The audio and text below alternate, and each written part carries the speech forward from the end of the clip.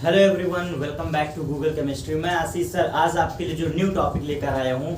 आज हम motion in 1D में बात करने वाले हैं। कौन सा particular topic? Motion under gravity. Means आज हम डिस्कस करने वाले हैं मोशन अंडर ग्रेविटी के बारे में, क्योंकि ये ऐसा टॉपिक है जो कि इस एनसीईआरटी का, इस चैप्टर की सबसे बड़ी जान कही जाती है। मतलब टफेस्ट अगर देखा जाए तो इस चैप्टर का क्यों इसको इतनी इंपॉर्टेंस दी गई है, क्यों इतना टफेस्ट पार्ट कहा गया है, उसके कुछ छोटे से लॉजिक हैं जो कि साइन कन्वेंशन में बच्चे कंफ्यूज हो जाते हैं। तो क्या है मोशन अंडर ग्रेविटी? इसका न्यूमेरिकल कंसेप्ट मैं आपको समझाऊंगा कि सवालों को टच कैसे करें, सवालों को लगाएं कैसे, और उसके बाद ये भी आपको एक बेसिक समरी दूंगा कि आखिर मोशन अंडर ग्रेविटी होती क्या है। तो today we will discuss on motion under gravity. क्या है मोशन अंडर ग्रेविटी, वहीं से स्टार्ट करते हैं अपने स्टडी को। तो मीन्स मोशन अंडर ग्रेविटी का मतलब क्या है? देखिए, इसमें कुछ की पॉइंट आपको समझा रहा हूँ, उस की पॉइंट को ही आपको समझना है। मोशन अंडर ग्रेविटी ये हमारा एक तरह से ये 1D का ही पार्ट होता है। अगर इसको हम मतलब फिजिक्स की एक सही लैंग्वेज में कहें तो ये बेशक एक 1D का ही पार्ट है। मतलब एक रेक्टिलिनियर पाथ है, या फिर इसी को हम वन लीनियर पाथ कहते हैं, या फिर वन लीनियर मोशन। मतलब जो ये चैप्टर हम पूरा पढ़ रहे हैं ना, मोशन इन स्ट्रेट लाइन, ये उसी का पार्ट है। एक्चुअल में देखें तो ये है वही पार्ट, बट क्यों इसको अलग नाम दिया गया है मोशन अंडर ग्रेविटी, तो वो समझाता हूँ आपको। अगर आसान भाषा में कहूँ तो साफो साफ इसमें छुपा हुआ है मोशन अंडर ग्रेविटी। तो यहाँ से आप ये समझ सकते हो कि जो ग्रेविटी के अंतर्गत, जो ग्रेविटी के तहत जो भी होने वाला मोशन होता है, किसके तहत? ग्रेविटी के तहत। अगर कोई ऐसा मोशन है जो ग्रेविटी के कारण हो, ग्रेविटी की वजह से हो, तो वो कहलाता है मोशन अंडर ग्रेविटी। आपको कि सर ये तो जो लिखा था आपने वही एक्सप्लेन किया, सही बात है। धीरे धीरे चलते हैं ना आगे। देखो, ग्रेविटी का मतलब क्या है? आप ग्रेविटी के बारे में सुने हो कभी? ग्रेविटी का मतलब होता है ये एक ऐसा फोर्स होता है, ये हमारे अर्थ पर लगने वाला एक ऐसा फोर्स होता है जिसके वजह से हर एक चीजें पृथ्वी के केंद्र के तरफ क्या होती हैं? अट्रैक्ट होती हैं। मतलब वो खींची चली आती हैं। आप किसी भी चीज को ऊपर फेंकते हो, क्यों वो नीचे चली आती है? क्योंकि ग्रेविटी वर्क करता है। हम अर्थ पे जहां पर रह रहे हैं, इस वर्तमान समय में, अभी में भी मैं जहां पर हूं या आप जहां पर हो, हर जगह ग्रेविटी वर्क करती है। और ग्रेविटी एक फोर्स होता है जिसके वजह से चीजें ऑलवेज अर्थ के सेंटर के तरफ, किधर? टूवर्ड्स सेंटर ऑन अर्थ, मतलब पृथ्वी के केंद्र की तरफ वो चीजें ऑलवेज अट्रैक्ट होती हैं। यही रीजन है। तो ऐसा फोर्स या फिर कोई ऐसा बाह्य कारक, कोई एक्सटर्नल कॉज जो कि बॉडी को ऑलवेज अर्थ की तरफ अट्रैक्ट करता है, या जिसके कारण बॉडी हमेशा अर्थ की तरफ अट्रैक्ट होती हुई चली आती है, वही कहलाता है मोशन अंडर ग्रेविटी। समझ गए? तो ग्रेविटी के अंतर्गत मेनली क्या है? ग्रेविटी। अब ध्यान से समझो है क्या, आपको और भी चीजें समझा रहा हूं। ये एक्चुअल में अगर एकदम आसान भाषा में कहूं तो जैसे समझ लो, हमने बॉल को फेंका, ये मैंने बॉल बनाया, बॉल को हमने फेंका, कुछ टाइम बाद ऊपर जाता है और नीचे चला आता है। तो ये भी यही आपका है मोशन अंडर ग्रेविटी, ग्रेविटी के अंतर्गत होने वाला मोशन। ठीक है ना? अब जरा सा समझना, छोटे छोटे की पॉइंट करके तोड़ तोड़ कर समझाऊंगा आपको। अगर और आसान भाषा में कहूं, बिल्कुल आसान भाषा में, तो इसको हम कहते हैं परपेंडिकुलर मोशन ऑन अर्थ। क्या मैंने बोल दिया? Perpendicular motion on earth. मतलब जो ये रेक्टिलिनियर पाथ है ना, जो वन लीनियर पाथ है, इसको ऐसे समझो, अभी तक आपने स्टडी किया था, इसको हम कह सकते हैं वन लीनियर पाथ। ये है हमारा वन लीनियर पाथ, इसको हम कह सकते हैं। अगर यही मोशन परपेंडिकुलर मोशन होने लगे, मतलब जो ये हॉरिजॉन्टल मोशन चल रहा है एक स्ट्रेट लाइन में, अगर यही इसका चेंज इन पोजीशन कैसा हो जाए? वर्टिकल हो जाए। चेंज इन पोजीशन वर्टिकल अगर हो जाए किसी बॉडी का, तो वो कहलाएगा मोशन अंडर ग्रेविटी, जिसको हम आम भाषा में कहते हैं, एकदम आसान सी भाषा में, परपेंडिकुलर मोशन। परपेंडिकुलर, ये फुल फॉर्म मैंने नहीं लिखा है, परपेंडिकुलर मोशन ऑन अर्थ। बस इतना याद रखिए, हमारे अर्थ के रिस्पेक्ट में जो परपेंडिकुलर मोशन हो। और इसको कैसे अच्छे तरीके से समझ सकते हैं? परपेंडिकुलर मोशन का मतलब हमने मान लिया ये अर्थ है हमारी, ये हमारी अर्थ है। तो जहां पर भी आप हो, नो मैटर कहां से आप देख रहे हो वीडियो को, नो मैटर जहां से भी आप देख रहे हो, इसके परपेंडिकुलर ये देखो, जहां भी हम हैं इसके परपेंडिकुलर होने वाला मोशन क्या कहलाएगा आपका, मोशन अंडर ग्रेविटी। मतलब बस अर्थ के रिस्पेक्ट में, अर्थ से डायरेक्ट परपेंडिकुलर, तो इस मोशन को हम कहते हैं motion under gravity. I hope इतना मैंने बहुत सफिशिएंट और बहुत पर्याप्त मैंने बता दिया। ठीक, 3-4 डेफिनेशन तो हमारी सिंपल लैंग्वेज में बन गई। ग्रेविटी के अंतर्गत होने वाला motion, motion under gravity. Perpendicular motion on earth, motion under gravity. या फिर जो हॉरिजेंटल मोशन आप पढ़ते हो स्ट्रेट लाइन का, मतलब जो चेंज इन पोजीशन हॉरिजेंटल हम देखते हैं, अगर वही चेंज इन पोजीशन वर्टिकल हो जाए तो वो कहलाता है मोशन अंडर ग्रेविटी। और भी आप डेफिनेशन बना सकते हैं, no matter, but motion under gravity का मतलब यही होता है कि हम बॉडी को फेंकें, बॉल को फेंकें, वो क्यों नीचे आ गई, किस पाथ को फॉलो करते हुए नीचे आ गई, वही आपका कहलाता है मोशन अंडर ग्रेविटी। ठीक है ना। और इसको हम इस चैप्टर में जो डील करने वाले हैं, डील हम इस सेंस में करेंगे कि बॉडी को हमने फेंका है ना, तो ध्यान से समझना, जब मोशन अंडर ग्रेविटी का जो हम लोग स्टडी करते हैं, देखने में तो ये पाथ है, बट रियल में क्या होता है, रियल में समझना मोशन अंडर ग्रेविटी का रियल पाथ क्या होता है, बिल्कुल श्योर है, अच्छे से समझना इसका real path, it's real path, इसका जो रियल पाथ होता है वो क्या होता है। रियल पाथ एक्चुअल में ये है, समझना किसी भी बॉडी का मोशन अंडर ग्रेविटी के दौरान क्या होता है, जिस बॉल को आपने ऊपर फेंका है, जिस भी बॉल को आपने ऊपर फेंका है वो उसी लाइन पर जाती है। मतलब अगर वो इस लाइन पर जा रही है तो 100% श्योर है कि वो इसी लाइन पर वापस आएगी। यही रीजन है इस मोशन अंडर ग्रेविटी का। मतलब अगर हम इस बॉल को ऐसे फेंक रहे हैं तो ये इसी पाथ को फॉलो करते हुए नीचे आता है। मतलब मैं मार्कर को अगर उछाल रहा हूं तो ये कुछ टाइम बाद आ रहा है तो उसी पाथ पर वापस आता है। और अगर बाय द वे उसने पाथ चेंज कर दिया तो भी स्टडी हम इसी के अंदर करते हैं, बट वो केस हमें यहाँ पे डिस्कस नहीं करना है। हम ऐसा मान के ही चलते हैं कि मोशन अंडर ग्रेविटी जिस पाथ पे चल रहा है उसी पाथ पे वापस आएगा, क्योंकि जो हम इक्वेशन यूज करते हैं काइनेमेटिक का, वो सब कुछ हमारा सिर्फ तभी वर्क करता है जब कांस्टेंट एक्सीलरेशन हो। तो आई होप इतना तो मैंने लैंग्वेज के बारे में बहुत कुछ बताया। अब थोड़ा धीरे धीरे आगे चलते हैं इस पे। अब मोशन अंडर ग्रेविटी के बारे में अगर हम स्टडी कर रहे हैं तो इस पे कौन सा इक्वेशन लगाएं, ध्यान से समझो। अभी इक्वेशन की भी बात कर लेते हैं। देखो रियल में क्या है, हमने काइनेमेटिक का 3 इक्वेशन पढ़ा है। काइनेमेटिक का 3 इक्वेशन पढ़ा है, v बराबर u plus a t and s बराबर u t plus half a t square and v square is equal to u square plus 2as। ये 3 इक्वेशन हमने मोशन अंडर काइनेमेटिक इक्वेशन में पढ़ा है। ठीक है, डिराइव भी किया है, डेरिवेशन भी पढ़ा है, सब कुछ पढ़ा है। तो यहाँ पे खास बात क्या है, ये इक्वेशन कब लगती है, क्यों इसको लगाते हैं, तो सबसे बड़ा रीजन होता है कि एक्सीलरेशन कांस्टेंट होना चाहिए। मतलब ये आपका ये फॉर्मूला तभी लगेगा जब हमारा एक्सीलरेशन, जब हमारा त्वरण, जिसे एक्सीलरेशन कहते हैं, वो नियतांक हो, मतलब बदल ना रहा हो। अगर मैं बिल्कुल आधार भाषा में कहूँ, आम भाषा में कहूँ, तो त्वरण बदलना नहीं चाहिए उस सवाल में या फिर उस कंडीशन के दौरान। Acceleration does not change. ठीक, तो एक्सीलरेशन हमेशा कांस्टेंट होना चाहिए, तब ये इक्वेशन लगती है।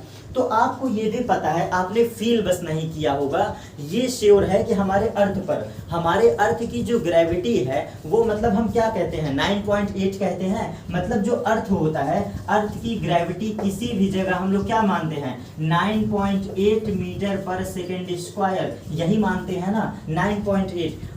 बट ये जो एक्सेलरेशन है, अर्थ के किसी भी कोने में चले जाओ, हम एज अ कांस्टेंट मानते हैं 9.8 मीटर पर सेकेंड। 9.8 ये फिक्स वैल्यू मानी गई है। तो ये क्या हो गया, मीटर पर सेकेंड स्क्वायर यूनिट होती है एक्सीलरेशन की। मतलब जो ग्रेविटी हमारी वर्क करती है, जो चीजों को ऑलवेज खींचती है अपनी तरफ, वो किस तरह से खींचती है, 9.8 मीटर पर सेकेंड के वेलोसिटी से या फिर चेंज इन वेलोसिटी से वो खींचती है। मतलब 1 सेकेंड में बॉडी कितना चेंज करते हैं, 9.8 मीटर पर सेकेंड अपने स्पीड को बढ़ाती है।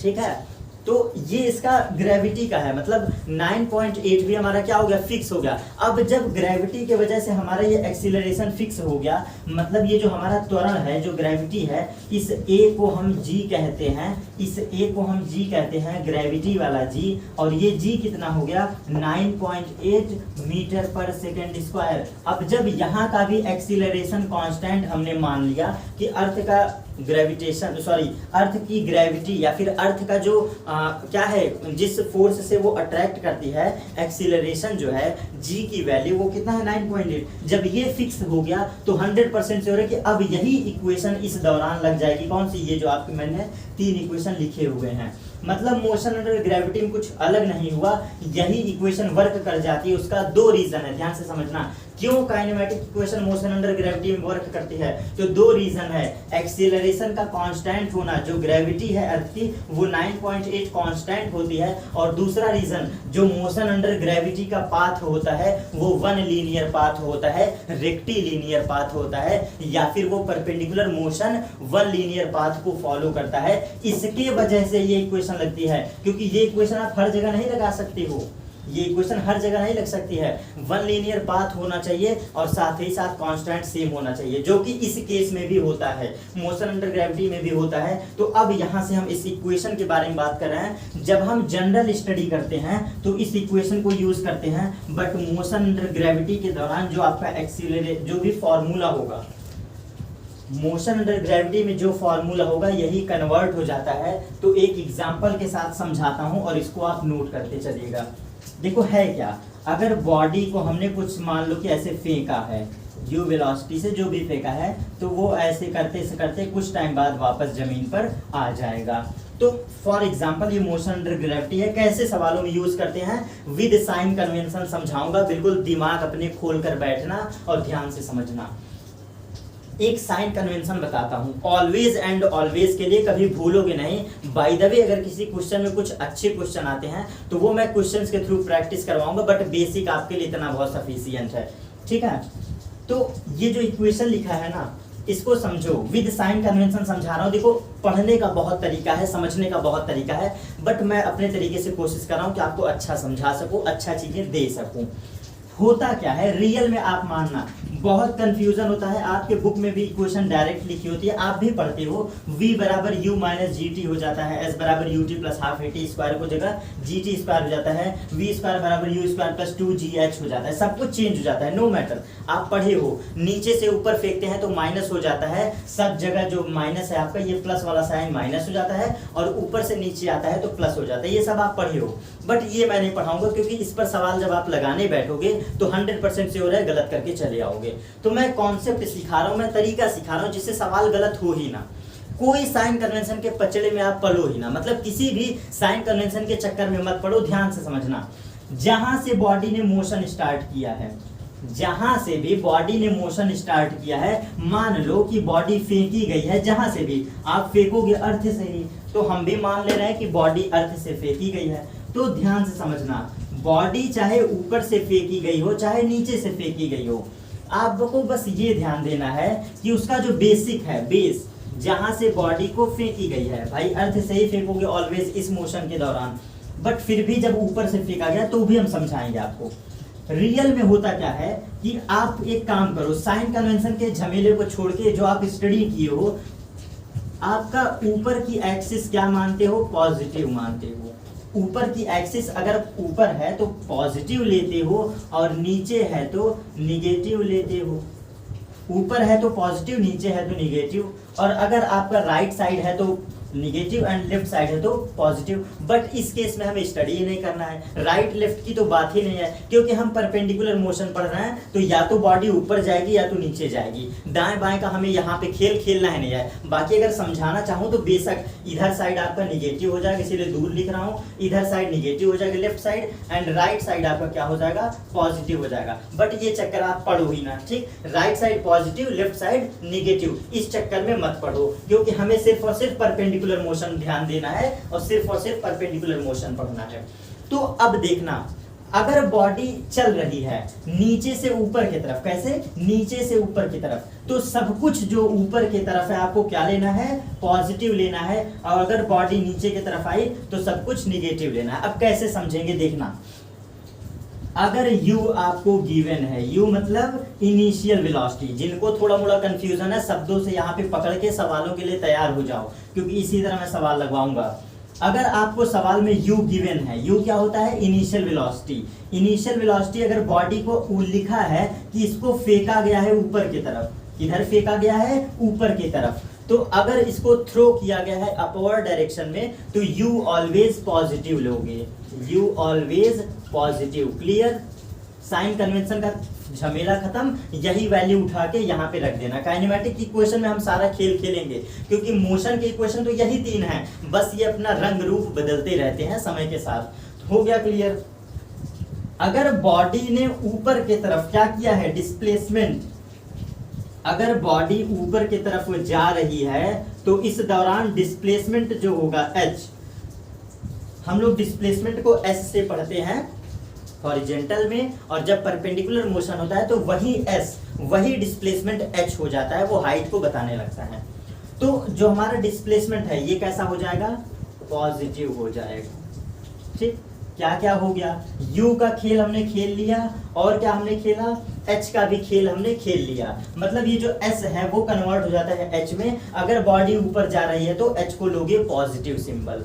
अब दिक्कत क्या है, दिक्कत बस एक जगह आता है कि अगर बॉडी हमारी ऊपर जाए या फिर नीचे आए। ध्यान से समझना, अगर हमारी बॉडी चाहे ऊपर जाए चाहे नीचे जाए, एक्सीलरेशन कहाँ लगता है, ग्रेविटी किधर वर्क करती है, ऑलवेज टूवर्ड्स सेंटर। मतलब ध्यान से समझो, हमारे अर्थ पे ग्रेविटी किधर की तरफ लगता है। आप बेशक चाहे जितना फोर्स लगा के ऊपर फेंको, लेकिन ग्रेविटी हमेशा नीचे की तरफ ही वर्क करती है। मतलब बॉडी को अंततः कहें या फिर हमेशा एंड हमेशा कहें, वो खिंचती किधर की तरफ है, सिर्फ केंद्र की तरफ, सेंटर की तरफ। मतलब अर्थ पे जो जी होता है वो ऑलवेज सेंटर की तरफ होता है। और जरा ध्यान दो, साइन कन्वेंशन वाइज समझा रहा हूं, हमेशा जब इसको वर्क कर रहा है जी सेंटर की तरफ, कैसे, नीचे की तरफ। मतलब बॉडी चाहे ऊपर जाए चाहे नीचे जाए, लेकिन ग्रेविटी वाली जो जी है वो ऑलवेज सेंटर की तरफ वर्क कर रहा है। इसका मतलब क्या है, वो नीचे की तरफ वर्क करता है।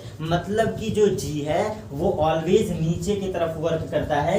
यही रीजन है कि ऐसे सवालों में जो ए होता है एक्सीलरेशन, वो जी बराबर रखा जाता है माइनस जी। मतलब ए बराबर हम क्या रखते हैं, माइनस जी। आज लॉजिक समझ में आया, जो आप रटते हो कि माइनस जी हो जाता है प्लस जी हो जाता है, वो इसके वजह से होता है। ठीक है, चाहे बॉडी ऊपर जाए चाहे बॉडी नीचे जाए, आपका एक्सीलरेशन बराबर क्या हो जाएगा, माइनस जी हो जाएगा। ठीक है, क्योंकि जी हमेशा नीचे की तरफ वर्क करता है। क्लियर। अब आगे चलते हैं, इसके बाद बात करते हैं वेलोसिटी, कौन सी, फाइनल वेलोसिटी v के बारे में। उसको भी आप देख लो, फाइनल वेलोसिटी का भी डायरेक्शन देख लो किधर है। अगर वो ऊपर है तो पॉजिटिव, अगर वो नीचे का पूछ रहा है तो फिर क्या रखोगे, निगेटिव। जैसे सवालों में क्या होता है इसी में समझो, सब मैं इसी में समझाऊंगा। u के बारे में स्टडी हो गई, h के बारे में हो गया और a के बारे में हो गया। बाय द वे अगर v की बात करें, स्मॉल v की, फाइनल वेलोसिटी की, अगर वो नीचे की तरफ क्या है, सेंटर है, नीचे की तरफ क्या है, वर्क कर रही है, तो आप क्या कहोगे कि भाई v निगेटिव ही तो लोगे। तो ये सब आपको सवालों में देख के समझ में आएगा, वो प्रैक्टिस के थ्रू मैं आपको समझाऊंगा चीजें। ठीक है, और हम लोग इनिशियली करते क्या है कि सिर्फ और सिर्फ मेनली डायरेक्शन देखते हैं u का डायरेक्शन से सब कुछ डिसाइड हो जाता है कि u किधर है। u होता है इनिशियल वेलोसिटी। सवालों के थ्रू मैं आपको समझाऊंगा कि जो इनिशियल वेलोसिटी u होती है, इसी के थ्रू हम साइन कन्वेंशन के बारे में लगभग स्टडी कर लेते हैं और सवालों को बहुत आसानी से समझ लेते हैं। ठीक है, ये रीजन है। और बात रही कुछ बेसिक इक्वेशन की, उसको भी मैं हिंट दे रहा हूँ, जैसे कि ये तो हमारा एकदम जबरदस्त सवालों पे वर्क करेगा। अब कुछ इन जनरल आपको मैं चीजें बता दे रहा हूँ, सुन लो, सिर्फ बहुत सफिशियंट है। ये तीन इक्वेशन हमारे क्या करते हैं, कन्वर्ट हो जाते हैं। कैसे कन्वर्ट होते हैं, v हमारा v ही रहता है और यही तीन इक्वेशन कन्वर्ट हो जाते हैं। बस समझना, मैं कुछ अभी नया नहीं लिख रहा हूँ, यही हमारे इक्वेशन कन्वर्ट हो जाते हैं v बराबर u प्लस जी टी में। और h बराबर ut plus half gt square में एंड v स्क्वायर बराबर u स्क्वायर प्लस 2gh। मतलब मैंने चेंजिंग क्या किया है, बस a को मैंने कन्वर्ट कर दिया g में और s को कन्वर्ट कर दिया h में, बाकी इक्वेशन वैसे की वैसे ही रखी हुई है। और यहाँ पे ध्यान से सुन लेना, सारे शब्दों को फिर आज रिपीट कर दे रहा हूँ क्योंकि इसके बाद हमारा न्यूमेरिकल का सेशन होगा। वेलोसिटी v, जो जहां भी v लिखा है वो कैसी वेलोसिटी है, फाइनल वेलोसिटी लिख लो। u क्या है, इनिशियल वेलोसिटी है, लिख लो। बॉडी का स्टार्टिंग वेलोसिटी है, इनिशियल वेलोसिटी है। g क्या है, एक्सीलरेशन है, ग्रेविटी वाला जो कि कांस्टेंट है 9.8। और t क्या है, टाइम है। और क्या बचा, ये तीन इक्वेशन में सब कुछ मैंने एक्सप्लेन कर दिया, ठीक है। अब यहाँ पे मैं एक आपको तरीका बता रहा हूँ जिससे आपको डर लगता है सवालों में। रिमेंबर रखना ऑलवेज एंड ऑलवेज। देखो सबसे पहले ये बात रिमेंबर रखना कि ये तीन इक्वेशन लगाएं कैसे, मतलब समझे कैसे, लगाएं कैसे। मैं ये कहता हूं कि ज्यादा से ज्यादा क्या होगा, आपको एक दो इक्वेशन या एक दो फॉर्मूला ज्यादा बार लगाना पड़ेगा। कहोगे सर समझ में थोड़ा कम आ रहा है। मैं ये कह रहा हूं कि जब आप सवालों को स्टडी करोगे तो ज्यादा से ज्यादा क्या होगा, कंफ्यूजन ही तो होगा कि ये लगाएं कि ये लगाएं कि ये लगाएं। मैं आपको यही सिखाऊंगा कि सवालों में जो पूछा है उसके ऊपर मत कंसंट्रेट हो, सवालों में जो पूछा है डायरेक्ट आंसर निकाल के हीरो मत बनो। आप सब कुछ निकालो, सब कुछ मतलब कि कितना मैक्सिमम आप वैल्यू फाइंड आउट कर सकते हो, मेरे सेंस में समझो। मतलब सवालों में गिवन क्या है, हम उससे कितनी ज्यादा क्वांटिटीज इससे रिलेटेड निकाल सकते हैं, सब निकालो। उससे आपके माइंड का लेवल ग्रोथ करेगा, बढ़ेगा। मतलब सवालों में जो पूछा है बेशक आप तीनों इक्वेशन यूज कर डालो, ये भी यूज करो, ये भी यूज करो, ये भी यूज करो। इससे होगा क्या कि आप जब ज्यादा वैल्यू को फाइंड आउट करेंगे, ज्यादा बार इक्वेशन को लगाओगे तो दिमाग आपका वर्क करेगा, उतना आप में क्लियरिटी आएगी। अब ध्यान से सुनना, v बराबर u plus eighty and s बराबर ut plus half eighty square कब लगाएंगे। सवालों को देख के कैसे पहचान जाए कि कब लगाएं, क्योंकि भाई आपकी भी इच्छा होती है ना कि सर पढ़ा रहे हैं तो समझाएं। मैं अगर मेरे नजरिए से देखो तो फर्स्ट इक्वेशन में क्या लिखा है, वेलोसिटी लिखा है v और u दोनों वेलोसिटी है, बगल में टाइम है। सवालों को पढ़ना जहां पे डिस्प्लेसमेंट की बात एकदम करे ही ना, सवालों को पढ़ो और वहां पे डिस्प्लेसमेंट की बात एकदम भी ना करे। किस इक्वेशन के पास जाओगे, v बराबर u प्लस एटी, क्योंकि यहाँ पे या तो टाइम निकालोगे या तो वेलोसिटी निकालोगे, नो मैटर, या तो इनिशियल या तो फाइनल। तो इसीलिए मैंने डायरेक्ट क्या बताया, या तो वेलोसिटी पूछा हो और या तो टाइम पूछा हो, तो एक ही इक्वेशन है v बराबर u plus eighty. Second equation कब लगाओगे, जब आपको सिर्फ और सिर्फ वेलोसिटी गिवन हो, टाइम गिवन हो और तब आपको डिस्प्लेसमेंट निकालना हो। मतलब सवालों को स्टडी करना, उस स्टडी के दौरान अगर आपको टाइम गिवन है और इनिशियल वेलोसिटी गिवन है, मतलब वो भी कौन सी, सिर्फ और सिर्फ इनिशियल वेलोसिटी। अगर initial velocity and time given है तो 100% श्योर है सेकेंड इक्वेशन लगेगा, यहीं से आप डिस्प्लेसमेंट को फाइंड आउट कर पाओगे। थर्ड इक्वेशन कब लगाएंगे, थर्ड इक्वेशन हम सिर्फ और सिर्फ तभी लगाएंगे क्योंकि ये एक यूनिक इक्वेशन है। आई होप मेरे लैंग्वेज को आप समझ रहे होंगे, मैं क्यों इसको बार बार यूनिक कहता हूं, क्योंकि ये क्या रखा है अपने पास, ये सिर्फ और सिर्फ तभी लगाना जब आपको वेलोसिटी की बात करके डिस्प्लेसमेंट पूछे। मतलब इनिशियल और वेलोसिटी, कोई ऐसी सवाल को पढ़ना जहां पे इनिशियल और फाइनल वेलोसिटी आपको पता हो सवालों में, उसके बीच का डिस्प्लेसमेंट निकालना हो, तब लगाना ये इक्वेशन। थर्ड इक्वेशन कब लगाएंगे, सिर्फ और सिर्फ इनिशियल और फाइनल वेलोसिटी जब पता होगी तब लगाएंगे। इसको मैं समझा दे रहा हूं, एकदम क्लियर, मैं 100% बता रहा हूं। जब सवालों को पढ़ो, आपको इनिशियल वेलोसिटी पता हो बॉडी का और बॉडी का फाइनल वेलोसिटी पता हो। देखो ये हो गया u, ये हो गया v। जब आपको u और v पता हो तब आप बीच में लगाओगे v स्क्वायर बराबर u स्क्वायर प्लस 2as। ये सिर्फ और सिर्फ तभी लगाना बॉडी इस मोशन के दौरान चल रही हो, वहां पे आपको इनिशियल वेलोसिटी भी पता हो, फाइनल वेलोसिटी भी पता हो, वो सवालों में मैं समझाऊंगा। और आई होप बस इतने छोटे छोटे बातों को कॉपी में अपने लैंग्वेज से लिखते जाओ, समझते जाओ। सवाल मैं कह रहा हूँ सच्ची ये सब हो जाएंगे, कुछ इसमें दम है ही नहीं सवालों में, ठीक है, तो आई होप इतनी सारी चीजें समझ में आ गई। बाकी अब ये रूल ज्यादा मत लगाना कि बॉडी नीचे से ऊपर जा रही है तो v बराबर u माइनस जी टी, मैंने इसीलिए नहीं बताया। वो सब अब तरीका मत फॉलो करो, अगर जरूरत पड़ेगा तो मैं अपने तरीके से समझाऊंगा। बट साइन कन्वेंशन ये रिमेंबर रखना, बॉडी नीचे से ऊपर जा रही है तो पॉजिटिव, और अगर जो भी नीचे आ रहा है बस यही समझना, अगर बॉडी ऊपर जा रही है तो सब कुछ ले लो पॉजिटिव, बॉडी नीचे जा रही है तो सब कुछ ले लो निगेटिव। डिसाइड किससे करेंगे? यू के सिंबल से। अगर हमने यू ऊपर से नीचे की तरफ फेंका है, अगर ऊपर से नीचे यू आ रहा है, आप कहोगे सर आपने नीचे से ऊपर पढ़ा दिया ना, तो ऊपर से नीचे का बताइए। अगर बॉडी ऊपर से नीचे आ रही होगी तो किस डायरेक्शन में? निगेटिव डायरेक्शन में। ऊपर से छोड़ोगे तो नीचे की तरफ हमने क्या सिंबल लिया? निगेटिव सिंबल लिया। तो ये फॉलो करना, रूल समझ में आ जाएगा। और जी का कोई टेंशन ही नहीं लेना है, चाहे ऊपर जाओ चाहे नीचे जाओ, ऑलवेज एंड ऑलवेज ए बराबर माइनस जी होगा, इसीलिए मैंने ये क्लियर कर दिया। बस ये इतने से आपका सारा कंफ्यूजन, सारा सवाल का कंफ्यूजन दूर हो जाएगा। अब इसके बाद ध्यान से समझना, सिर्फ और सिर्फ मैं आपके लिए क्वेश्चंस के वीडियो ले आऊंगा जहां पे 5 से 10 क्वेश्चन मैं मिनिमम डिस्कस करूंगा, और एक वीडियो मिनिमम से मिनिमम 40 मिनट की तो होंगी ही होंगी। तो ऐसे मैं 5-10 सवालों की 2-3 श्रृंखला आपके लिए यहाँ पे वीडियो बना दूंगा, जिससे सवाल के कंफ्यूजन आपके दूर हो जाएं। तो आई होप समझ में आया होगा ये टॉपिक मोशन अंडर ग्रेविटी का, और मेनली मैंने साइन कन्वेंशन समझाया, ये आपके लिए इंपॉर्टेंस था। अब मिलेंगे नेक्स्ट वीडियो पर न्यूमेरिकल के साथ, और हो सकता है कि हम ग्राफ भी डिस्कस करें। मतलब अब हमारा सिर्फ एक पोर्शन रह गया है, एक ग्राफिकल एक न्यूमेरिकल, तो दोनों में से मैं चाहे जैसे भी स्टडी करवा सकता हूं, बस आपको बने रहना है गूगल केमिस्ट्री के साथ। जो भी आए मन से देखिए, मन से समझिए। मिलेंगे नेक्स्ट टॉपिक पर। Thank you.